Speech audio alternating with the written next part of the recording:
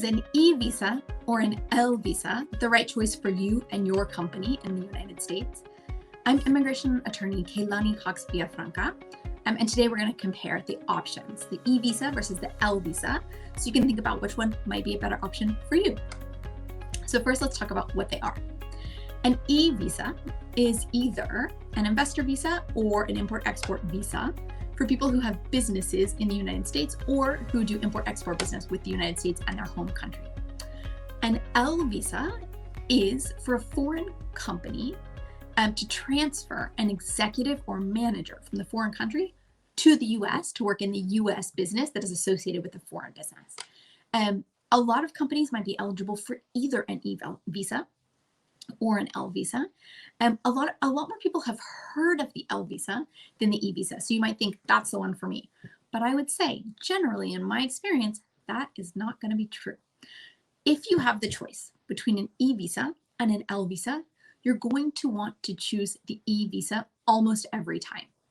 And that's because it's faster, it's cheaper, it's more flexible, and it lasts longer. And all of those things put together are much better for you, your family, and your business, and your future in the United States. So let's talk about that in more detail. So why is the E-visa faster? With an E-visa, you can apply directly to your consulate or embassy in your home country without having to go through immigration in the United States first. That's not true for the L visa. With an L visa, you have to apply to U.S.CIS, which is the U.S.-based immigration service, get an approval from them, and then go to your home consulate or embassy.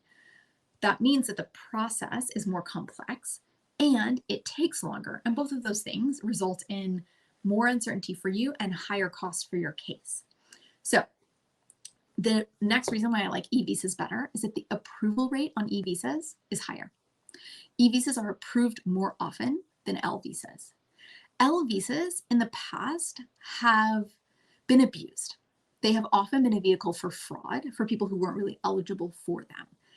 And the government knows that. So the government looks at L visas really, really closely, especially new office L visas. When you ask for an L visa, you can either ask for an L visa for a company that already exists in the US or to open a new office in the US. If you're going to try and open a new office in the US and you're going to try and get an L visa to send a manager or an executive to run that office, it's going to be a really hard battle. You can win that case, but it's not an easy case. Immigration is going to look at it really carefully. And when you go through all the hard work of getting your L visa, at the end, you end up with a 1-year visa. And when it comes time to renew that visa, they're going to look at your application even more carefully. And it's going to be even harder than it was the first time to get an approval. I don't want to discourage you and tell you it's impossible, but I want to be realistic with you and help you understand that the L visa can be really, really challenging, stressful, and expensive for everybody involved. So on the other hand, your E visa is approved at a much higher rate. And when you get your E visa, it's usually for a much longer period of time. The time period on your the time period on your E visa is set by the treaty between your country and the United States. For Mexican clients, my Mexican clients receive 4 years on their first E visa. Spanish clients get 5 years on their E visa. And so it depends on the country you come from, but most of them are 2 to 5 years. So all of them are going to be longer, or almost all of them are going to be longer than your L visa grant. And that brings me to the next reason I like E visas better than L visas. Your E visa is renewable forever, as long as you remain eligible. If you have an E visa for 4 years, at the end of those 4 years, you can renew your E visa as long as your business still meets E visa qualifications.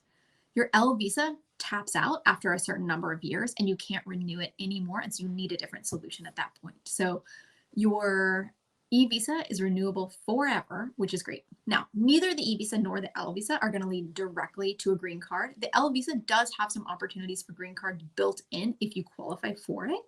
But it's not foolproof, and you can also move from an E visa to different green card options, even though it's not part of the E visa path. So some people think, oh, I have to apply for an L visa in order to end up at a green card, and that's not necessarily true. You should really consult with a trusted immigration attorney to get a full picture for your case. If your ultimate goal is residency in the United States and you think L is the only way to get you there, I'd encourage you to have a consultation to see what other options might be available to you to avoid the headache of an L visa on the front end. So another reason I like e-visas is because they can be really successful for smaller companies. Sometimes it's hard to get an L visa approved for a very small company because it was created as a vehicle for huge multinational companies to move managers and executives around the world. An e-visa is a perfect vehicle for a smaller company, and I've helped many small companies get e-visa approvals. So if you are a very small company and you're going to open a small company in the US, an e-visa could work great for you. An L could also, but that sometimes is a harder sell to immigration since the L visa was not originally built for small companies. Another reason I really like e-visas is because when you go directly to the embassy or consulate, your processing times are faster. And part of that is because the embassies and consulates don't issue sort of formal requests for additional evidence. They just tell you something is missing and you let them know you have it. But if you go through U.S.CIS for an L visa, you might get a request for evidence that's really long, really hard to respond to, really time consuming, and very expensive because you have to pay your attorney for all that additional time. So that can be a real struggle. So we've gone over the reasons I really like e-visas, which is that you can apply directly to the consulate. They can be very fast. They have a higher approval rate than Ls. They're more flexible than Ls, and you can stay in the US for longer than you would on just an L visa. But let's talk about why the L visas are so tough. Why don't I love them? So we talked about how the approval rate is lower, and that's because U.S.A really looks at these applications very carefully, and they dissect them, and they don't like to approve them. So you're kind of fighting every step of the way to get an approval on these cases sometimes, which means they have a lower approval rate, and they often result in really expensive legal fees. So L visa cases, particularly new office L visa cases, often result in what's called a request for evidence, an RFE, which means immigration wants to see a whole bunch of stuff you didn't already submit before they make a decision on your case. In other kinds of cases, sometimes you'll get a really basic RFE that says, please send us an updated passport. Please send us a better copy of the birth certificate because we couldn't see it very clearly.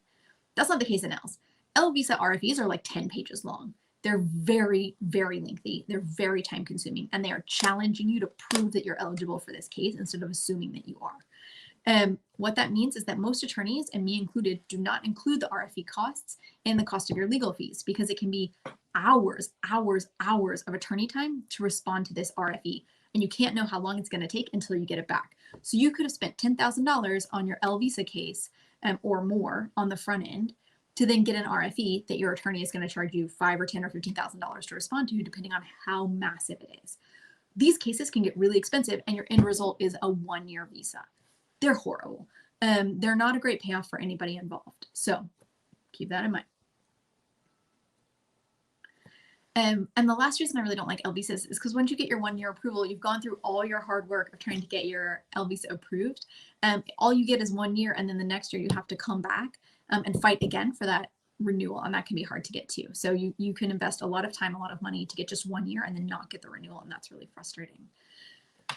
So we've talked about why I like e-visas better. If you're thinking about an e-visa or an L visa for your business, really talk to your attorney about which one is going to be better for you because they have really different benefits and risks, each of them.